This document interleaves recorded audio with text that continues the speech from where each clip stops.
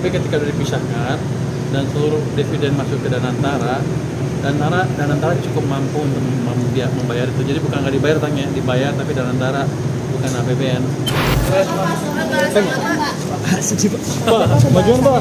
Dari perkembangan konsumsi listrik di seluruh Indonesia, termasuk daerah-daerah yang pusat emisi Indonesia. Kalau dia lihat, menurut data yang dia lihat, itu sudah mulai naik tuh demand listrik, dan dari cabang-cabang dari setiap daerah kan dia punya kantor cabang itu. Kelihatannya permintaan untuk servis listrik meningkat juga, pembukaan baru meningkat juga. Artinya apa? Dampak kebijakan yang 200 triliun tadi yang saya lakukan beberapa waktu yang lalu sudah mulai terlihat di perekonomian. Jadi katanya demand mulai menggeliat. Saya harapkan ke depan akan meningkat terus. Dan saya akan minta update ke Dirut PLN mungkin setiap bulan minggu datanya seperti apa. Kita akan lihat kalau yang masih bisa dorong, kita dorong lagi perekonomian. Ada bahasan stimulus nggak Pak tadi? Stimulus diskon. Nanti itu bukan saya ngomongin. Oh. Habis ini ngomong utang KCIC nggak Pak? Habis ini sama Danantara. Utang KCIC sama Danantara itu dibahas nggak Pak? Nanti saya lihat, ini kan pertemuan Dewan Pengawas yang pertama. Untuk saya pertama ya, saya mau lihat seperti apa. Bukannya kemarin udah jawab ya, katanya jawabannya tegas. Dengan dua opsi katanya Pak, antara dikasih ke pemerintah atau suntik ke AI. Gimana emang nggak tegas itu mah? Berarti itu jadi salah satu topik yang akan dibicarakan juga Pak? Saya nggak tahu, tapi begini, bukan utang yang nggak dibayar, kan pemerintah apa? Kalau dulu kan semuanya pemerintah yang tadinya begitu kan, tapi ketika sudah dipisahkan dan seluruh dividen masuk ke Danantara cukup mampu untuk membayar itu. Jadi bukan nggak dibayar tangnya, dibayar tapi Danantara bukan APBN. Kelihatannya arahnya saya maunya ke sana. Pak Menhan baru saja mengumumkan kalau Indonesia akan membeli fighter jet dari China, Chengdu J-10. Ini kesiapan anggaran pemerintah bagaimana untuk pembelian jet tempur China? Kalau untuk yang tahun depan sudah kita setujui. Ini nggak tahu pakai yang mana, tapi sudah cukup banyak. Mereka berapa kemarin? Sekian,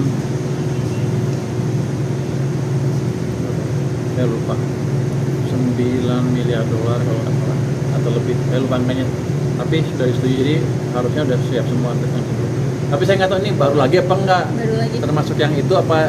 Tapi kalau yang harusnya sih yang disebutkan sudah masuk yang dianggarkan itu harusnya. Tapi saya harus sudah cek lagi apa dia mau impornya tahun depannya lagi atau kapan.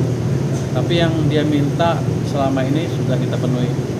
Pak Purbaya, tanggapannya dong soal Komisi 11 yang meminta Pak Purbaya tidak mengomentari kementerian-kementerian lain. Ini kan juga salah satu tugas Pak Purbaya juga kan menyoroti. Saya nggak komentari kementerian yang lain, sebodoh amat. Tapi gini, saya berkepentingan anggaran saya terserap. Kalau nggak diserap, saya ambil uangnya. Itu aja. Saya nggak komentari kerja mereka. Pak, tanggapan ini Pak. Enggak, itu kan siapa juga ada yang ini kan, ada yang lebih kan anggarannya. Ada yang aku pakai ya saya ambil aja. Atau bisa dibelanjain, kalau belanja ke tempat lain mungkin ya. Tapi kan ada belanja-belanja yang nggak harus berpihak parlemen. Atau saya pakai untuk ngurangin utang saya. Atau ngurangin issuance. Saya nggak tahu harusnya sih enggak. Pak Purbaya. Kalau saya ngurangin utang, kalau nggak perlu, kenapa? Nggak harus saya sesuai dengan ini. Pak Purbaya. Caranya di depan, kalau nggak butuh ya. Saya mencegah inefisiensi budget.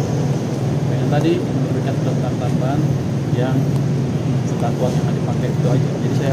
Jadi ambil tuh nggak langsung diambil dari sana, kan sebagian masih saya. Artinya mungkin nggak diteruskan ke utangnya atau skema pembayarannya. Saya belum lihat next rasionya kan kita kan 10-an kemarin kan. Ini kan stimulus baru berubah, kita kan baru 1 bulan. Mungkin bulan terakhir baru kelihatan bisa. Baru kelihatan perlu bulan keempat, cuma 1/4 dari full 1 tahun. Pak Purbaya. Misalnya naik pun sangat sedikit naik. Tapi Pak Purbaya, saya pikir akan lebih tinggi, minimal 0,5% dari tahun ini. Tax rasionya minimal ya. Pak, kalau untuk saya bisa sekali yang lain-lain harusnya lebih tinggi lagi. Kita ngejar ke arah. Pak, kalau untuk 1 tahun Pak Prabowo ini kira-kira apa yang baik dan apa yang harus dipertahankan dan apa yang harus diperbaiki? Misalnya Pak Prabowo, kayak biar aja Pak Prabowo yang bilang. Untuk fiskal Pak? Untuk fiskal, yang baik ya kita masih jaga kebijakan fiskal masih prudent, 3% ke PDB defisitnya. rasio utangnya masih jauh di bawah 60%, masih di bawah 40%. Terus program-program yang dijalankan betul-betul pro rakyat, hanya kita pastikan jalan dengan betul aja, dengan maksimal yang kita perlukan. Terus yang kelemahannya mungkin ya tadi sebelumnya tadi ada program terlalu banyak dikonsentrasi sehingga memperlambat ekonomi, yang sekarang sudah berbaiki, jadi harusnya ke depan akan lebih bagus lagi. Dan itu mungkin yang utama. Untuk yang 8% kayak ini kan salah satu janji kampanye, perubahan 8% itu arah ke sana gimana gitu? Kan nggak mungkin tahun depan kan, nggak mungkin dalam waktu setahun. Saya pikir sih pelan-pelan kita akan bergerak makin cepat. Kan kemarin kan terjebak di 5%. Kita coba akhir bulan bisa nggak di atas 5,5. Di tahun depan kita coba dorong ke 6% atau mereka atau lebih 6 lebih sedikit. Tahun depannya lagi dengan perbaikan iklim investasi dan lain-lain harusnya bisa lebih cepat lagi. Mungkin tahun ke depan bisa antara 6 sampai 6%. Tahun berikutnya lagi baru kita kebut. Pak kemarin bisa ke arah 8%. Pak Purbaya, Pak kemarin kan Caimin bilang ada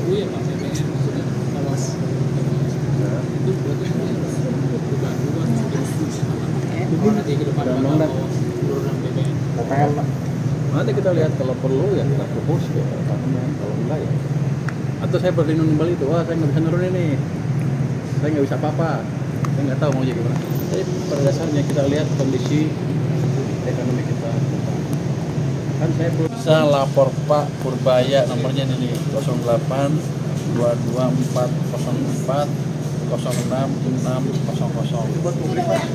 Ini buat publik yang punya keluhan terhadap masalah pajak atau pegawai pajak atau pegawai cukai yang ngaco, yang menurut mereka ngaco, atau masalah pajak apapun dan bea cukai, ke nomor ini nanti staff saya sudah ada yang standby di sana. Tapi nggak langsung jawab ya, kita kumpulin dulu, nanti tiap berapa hari kita solve mana yang kita bisa tindak lanjuti. Ini udah langsung aktif Pak? Aktif hari Udah aktif atau belum Pak? Sudah aktif hari ini, kata dia. Tapi paling enggak WhatsApp-nya udah hidup, jadi bisa masuk ke sana, kirim aja semuanya ke sana. Pasti dibalas ya Pak? Pasti. Bukan pasti dibalas. Bukan kan kita desain sistem yang langsung jawab ya, tapi belum tindak lanjuti ya. Nanti ada tim yang memilih yang mana yang paling signifikan. Tentu pasti dia akan divalidasi dulu kan, bener nggak nih? Atau cuma nyapin saya aja, komponen sana komponen atau nggak ada.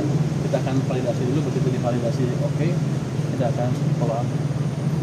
Jadi harusnya semaksimal mungkin kita follow up sampai nggak ada lagi yang ngeluh. Follow up untuk melindungi Terima kasih semuanya. Bukan follow up, kita lihat apa sih masalahnya. Kalau petugasnya yang salah, kita sikat petugasnya. Kalau yang lapor yang salah, kita hajar yang lapornya. Tapi kan bisa juga yang laporin orang lain kan.